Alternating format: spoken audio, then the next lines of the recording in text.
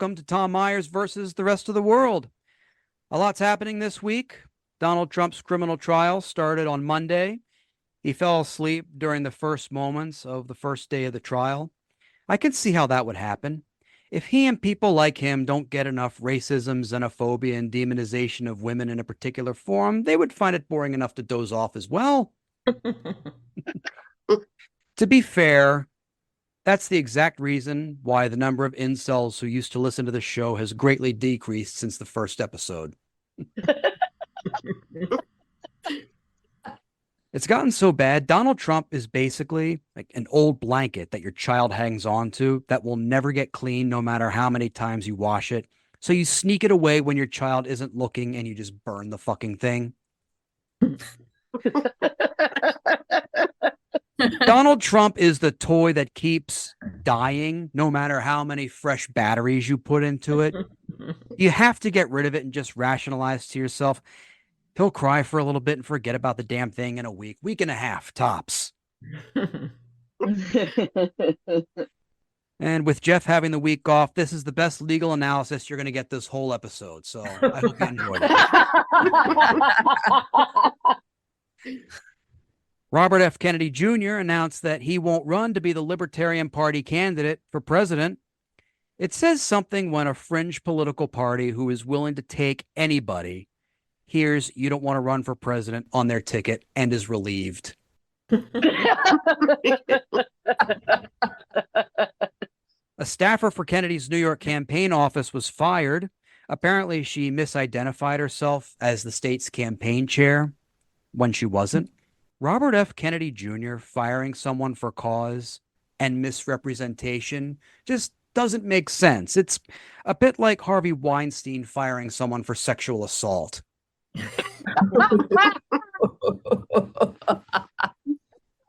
And of course, you knew I had to cover this particular story in this opening monologue. O.J. Simpson died. Say what you will about O.J. and his reputation, but he is going to get one hell of a police escort for his funeral. I find it interesting that of all the things that O.J. Simpson did, he never took steroids. Like, that would be the nicest thing for him to have done.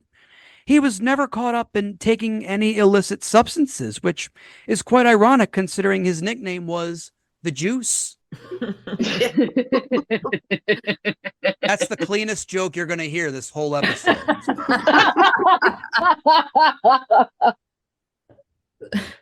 I hope his caretakers were fans of his old Hertz rental car commercials, and in his last moments, they all shouted, "Go, OJ, go." That's good enough. And on that note, on with the show. Please join me in welcoming Gina Brown, Polite Kitty, and Valerie Paschall. Hey, Tom. Hey, Tom. Hey, Tom. Hello. So how's everyone doing this week? Pretty good. I mean, I think I'm probably the only one of the generation here. I still say we're gonna OJ through something. Like if we're running, we OJ through the airport or whatever. And I have to catch myself because it's just how that's how Gen Xers do. We OJ through things because we're running, and that's just, we remember those commercials. I mean, us millennials have that curse where we used to say, we just, we have where we have a great time, we're doing everything. We're just Pee Wee Hermaning everything, and Right. which just means now we have to now we have to stay out of theaters. I mean, Lauren Boebert and I are in the same age bracket, so that's how. Aw. Oh, Aw. it makes so much sense now. And are you both single and available? I think she dates Dems, right? Probably. I would not want to put her through that torture. All right, even I have some mercy. This episode looks at another instance where a group of people look at the end result of their efforts and say, well, this shit didn't go as according to plan. When the Dobbs decision by the United States Supreme Court overturned nearly 50 years of precedent by nullifying the Roe versus Wade decision, the victory lap taken by Republicans and conservatives, thankfully, couldn't be stopped fast enough. Ballot measure after ballot measure showed the vast majority of the American people weren't in favor of the court's ruling and all for codifying abortion rights into their own local jurisdictions. Yes, once again, most of the American people disagree with Republicans. The panel right now is looking at my shocked face, and you, the listener, are listening to my sarcasm voice. The irony is that the Dobbs case came from Mississippi, and now Arizona's abortion laws were written into law in 1864. Basically, the Civil War was there to remind us that we could have let some of these states, like Mississippi, go. But no.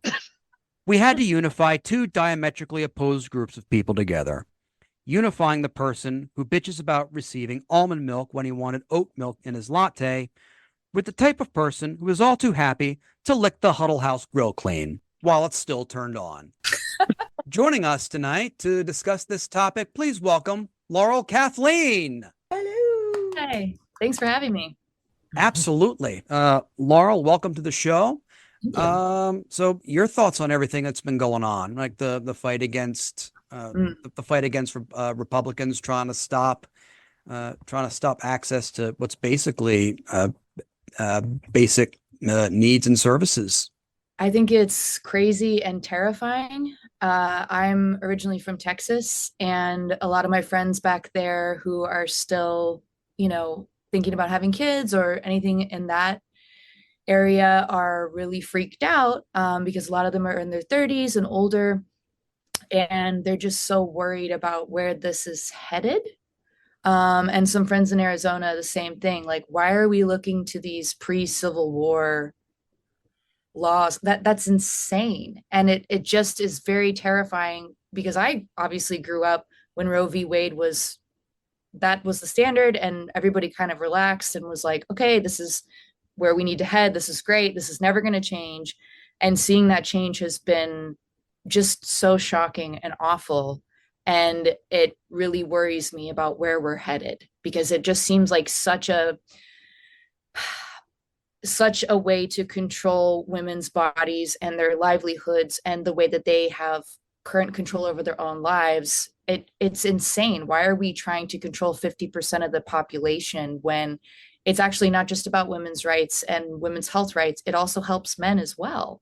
So I don't really understand this focus on the abortion laws, except for it seems like yet another part of the evangelical Christians having a stranglehold over what normal everyday Americans don't really want. So we have this tiny little percentage of evangelical Christians coming in and supporting these laws and pushing for them and making people a single issue voter, which we've already done that. We've moved past that as a country and as a world.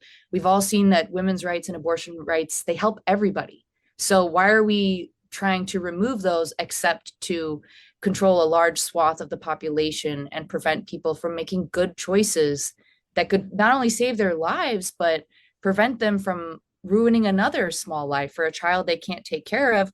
And then these children, there was an amazing book that came out called Freakonomics, where they studied the effects of Roe v. Wade and saw, why was there a dip in crime in the 1990s? Well, because the children who were growing up to be criminals simply were not being born.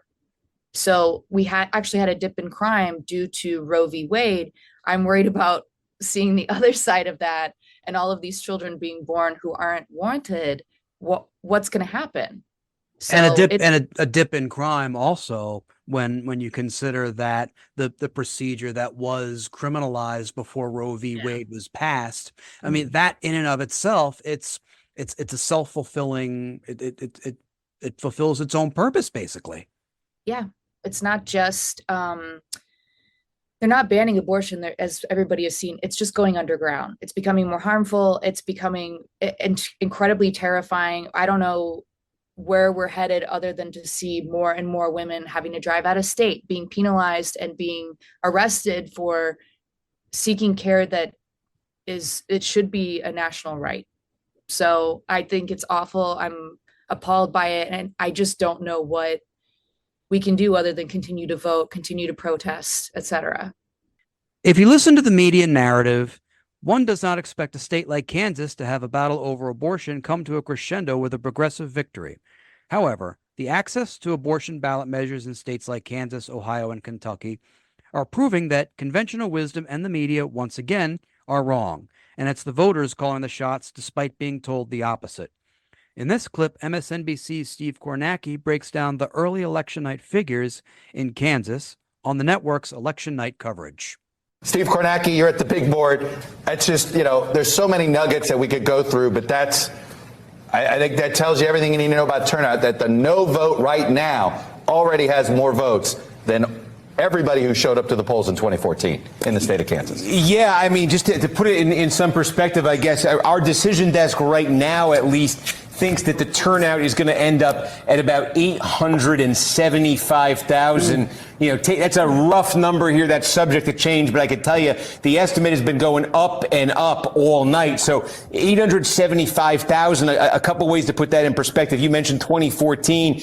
In 2018 in the primary, it was 468,000. You had competitive primaries in both parties in 2018. In the 2016 presidential election, the general election in Kansas, it was 1.2 million, a little bit under 1.2 million. It was just over 1.1 million in the 2012 presidential election. So, yeah, this is staggering turnout. And again, we're saying now we think 875,000. It's not impossible that number could get revised even higher, because that has been what's been happening all night as these votes have come in. It's just vastly exceeded what was expected in terms of the turnout. So, yeah, I mean, this was, I heard Dasha just talking about that. Democrats in the wake of that Supreme Court ruling were saying this was something that was going to energize and mobilize voters, particularly in suburbs, this is the one I've been watching all night. See, this is the one I've been watching all night. Johnson County, you're absolutely seeing that just in terms of the level of turnout, the level of opposition here. Just look at the political story, by the way, of Johnson County. This is a quarter of the state, a quarter of the vote comes out of here. It votes for Mitt Romney by almost 20 points in 2012. It's competitive, but for Trump in 16. Turns toward Biden by 9 in 2020. Now on this referendum, nearly 70% voting no on this referendum. And what Democrats say is there's a lot of big suburban counties in key swing states like Pennsylvania and Georgia and Arizona that have taken this kind of journey over the last decade and that would have this same response to that Supreme Court ruling. I just criticized the media narrative a little bit ago for this, but, I too am surprised at the margin, but not surprised at just the number of people who are saying, all right, you know what, trying to cut off services like this is stupid. This is dumb. I find it very interesting that it sort of proves that there are people out there who are issue people, right? And they do vote on issues when they have the opportunity. And it's unfortunate that the way our voting is that we can't just walk up and issue vote, right? We take this one person and they have to represent a number of issues, some of which we believe in, some of which we don't, but it's kind of like, well, I guess 75% is good, so I'll just do this, right?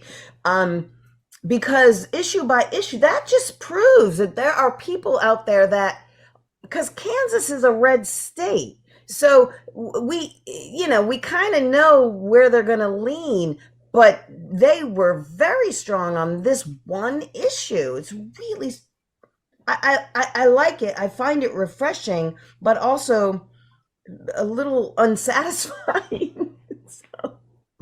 I love it because the younger generation is coming up. I've always said Gen Z has. Yeah, I say it Gen too. Z and Gen Alpha are very feisty generations, and they want their rights.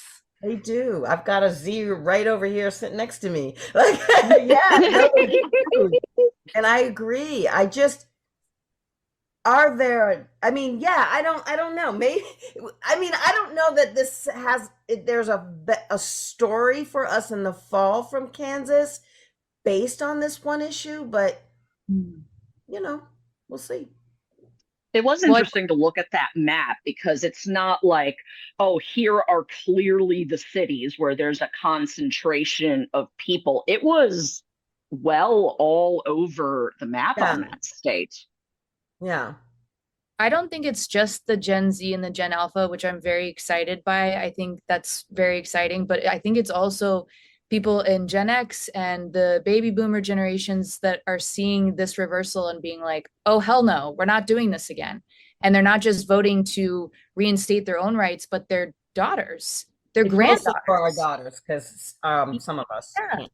We don't really need to worry about abortion anymore. No. How exciting to see people actually voting for the future and not just what benefits them now, or rather what doesn't benefit them but doesn't really help them or hurt them. So they're like, well, I don't care. That's not an issue that really, affects me at all. If you're older or if you're not going to have children, etc. The fact that so many women and so many people are stepping up and being like, okay, we've gone through this. This isn't happening again, is so exciting. And I think that's really been the push. The only silver lining to this decision is that it's galvanizing people to go to the polls and try to stop it from happening, at least locally, which is very, very exciting and cool. After years of conservatives telling us that abortion is an evil and most of the country wants an end to, quote, killing babies, end quote, they finally got their wish with the Supreme Court stops decision, overturning the nearly 50 years of the protections provided by Roe versus Wade.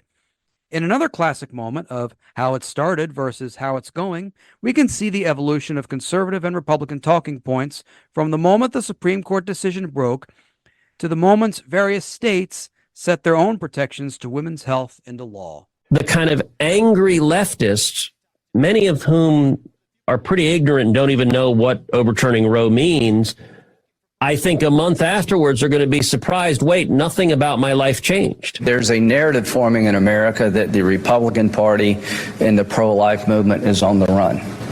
No. We're going nowhere. My guess is, in terms of the impact on federal races, I think it's probably going to be a wash. Democrats are trying to scare women into thinking Republicans don't want abortion legal under any circumstances. No abortion ban. I mean, I think that's what the voters said. We've seen it in polling for a long time. When we looked at the midterm elections last year, we said instead of a red wave, we saw a red ripple. In large part, I think that was because of abortion. These results, though, do underscore the potency of the abortion rights issue. If the Democrats could run abortion rights against Trump in 2024, they probably do very well indeed. It does seem like the Republican Party generally has a real problem with winning. The reality here, Trump delivers MAGA. MAGA delivers victories. This was a turnout issue about MAGA. Don't come here this morning and start whining about abortion. Stand up and do your job. Get in the trenches and fight. Now, what do most of those speakers have in common? I can't White- quite put my finger on it. I can't. White men, so many white. It was all so white and bright and male. And angry and old, rich. You can't put your finger on it, Gina. I couldn't. I just so much. Right. I do like that the one person brought up the pro-life, because it's not about life. Because if you were so supportive of life, this would not be the issue, right? You only care about something when it's a fetus. You don't care as soon as that baby comes out. You don't give a damn about its life. So it is not pro-life. So they hadn't been saying it for so long, and then now this guy said it, and I was like, oh wow, he really did. They are saying pro-life again. So, and it's it's pro-life towards a life that isn't even born yet, but nothing is said about the mother's life. Not a thing. Right. They're not pro-life, they're anti-woman. And frankly, it's sad that that's even become the branding, because of course an insane person would say, I'm not pro-life. You sound crazy. They've done such a good job of branding it as something you couldn't possibly help but agree with. Right, exactly. Sorry.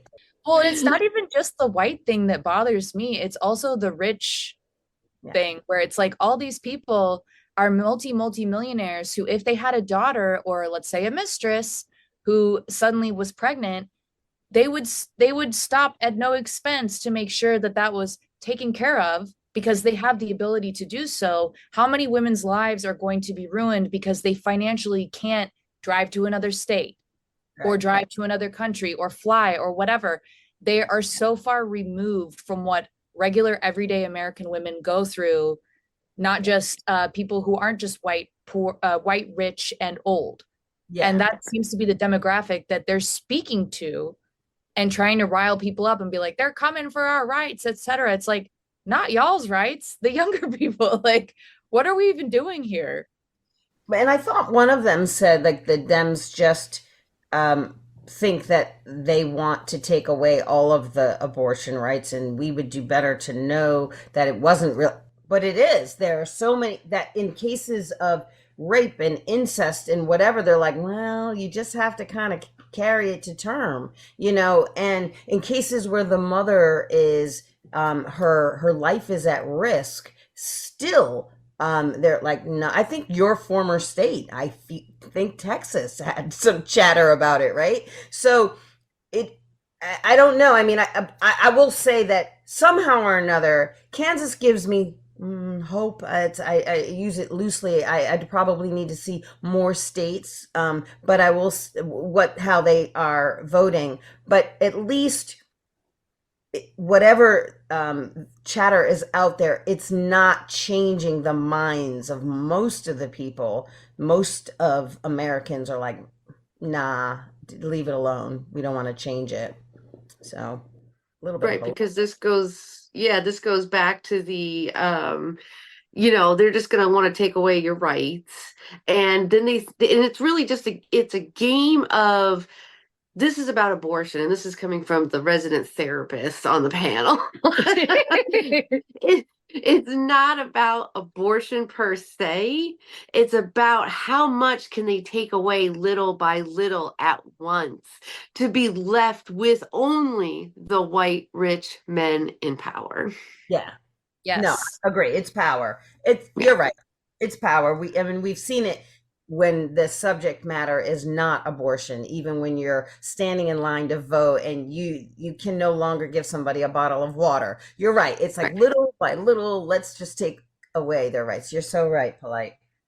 With the Alabama Supreme Court banning the use of in vitro fertilization in the state, it is a clear demonstration that while Alabama may be first in terms of alphabetical order of all the states, it is last in common sense and knowing how anything fucking works.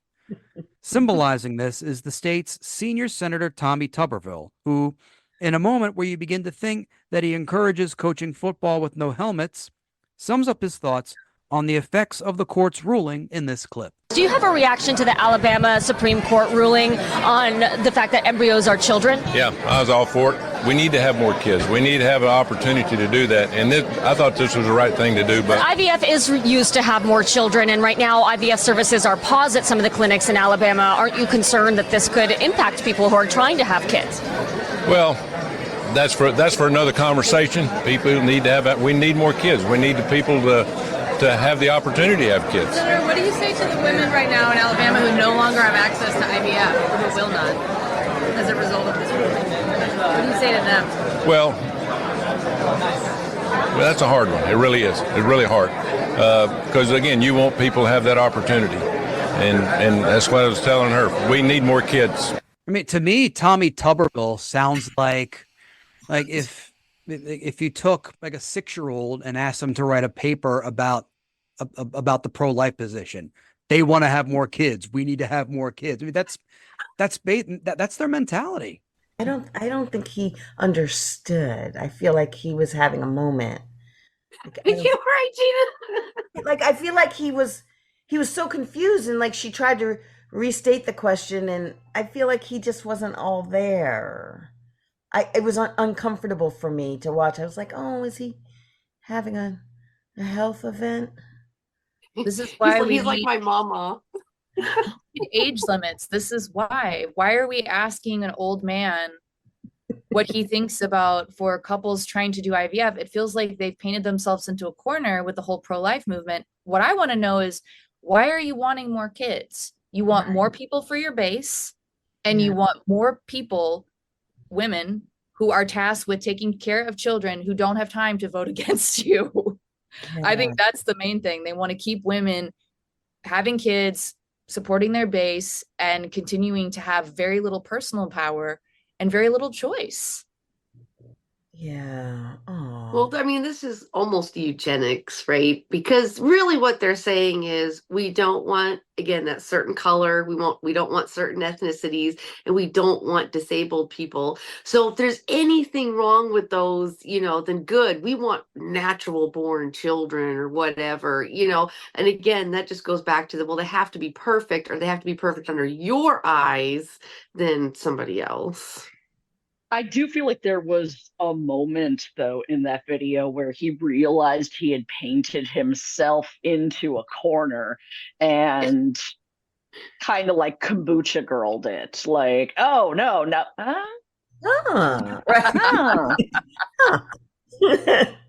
He's realizing it in real time. Right. You might have messed up. I done said the wrong word. These people talks differently the way they do in Alabama. When they ask me, how did you feel about winning that game? It felt good. And I want more babies to come to my game. I need more kids to play football. And on that note, that's our show. I want to thank Gina Brown, Polite Kitty, Valerie Paschall, and Laurel Kathleen. Thank you, Tom. Thank you, Tom. But before we go, my final thought. Welcome to the 4th installment of our series, Are You Better Off Now Than 4 Years Ago? If you're already sick of listening to me and you want to stop this episode now, I'll cut right to the chase and tell you the answer is yes. 4 years ago today, April 18th, the United States death toll from COVID-19 exceeded 31,000 deaths, which 2 days earlier was the highest death toll of anywhere in the world. New York, the then epicenter of the pandemic in this country, reported 540 deaths and over 2,000 hospital admissions in the previous 24 hours. This was after then President Trump had said the number of cases would go from 15 to 0. Meanwhile, mask mandates were going into effect in several states, including my home state of Maryland. People were already getting restless from staying home and were looking to defy health guidelines by going to jurisdictions, Florida, with no COVID restrictions, thus exponentially spreading the virus farther than any science fiction movie writer could imagine. In what was considered the first of many low points in the pandemic, people who always wanted to do stand-up comedy but never had the means to do so learned they could finally do it virtually from the comfort of their own home. Thus, the means to do this podcast was created. See, if you fans of Joe Rogan, Alex Jones, and their ilk wanted to keep people like me from doing a podcast, all you had to do was just stay inside and keep quiet for 2 weeks. That's it. But no, you couldn't do it. So I'm still here, you fuckers. On the jobs front, the increase of state and local health guidelines and restrictions and the increase in Americans getting sick meant the unemployment rate would continue to increase onward towards a record unemployment comparable to the Great Depression. On the energy and gas prices front, there was some silver lining. 2 days from today, 4 years ago, April 20th, 2020, oil prices did something unprecedented. They fell to below zero, sending the price of a barrel of crude to minus $40 a barrel, thus dropping gas prices to a record low, according to the website Gas Buddy. While appealing enough to some people to kick Biden out of office and get Trump back in, one should remember that at the time, less fuel was being consumed because nobody was going anywhere because, remember this? We were just going under lockdown for a contagious and severe respiratory virus. In short, are we better off today than we were 4 years ago? Again, some of you need to be reminded of this. The answer is yes. Good night. This episode was written and hosted by Tom Myers with panelists Gina Brown, Polite Kitty, Valerie Paschall, and guest Laurel Kathleen. Theme music composed and arranged by Jeroen Hurck. Executive producers Tom Myers, Matt Connarton for ipmNation, and Eddie Carson for Odyssey Radio. Please leave a 5-star rating and a positive review on Apple Podcasts, and don't forget to subscribe to the Patreon for ad-free episodes, extended episodes, and bonus clips. Thank you for listening, and please visit tommyers.us.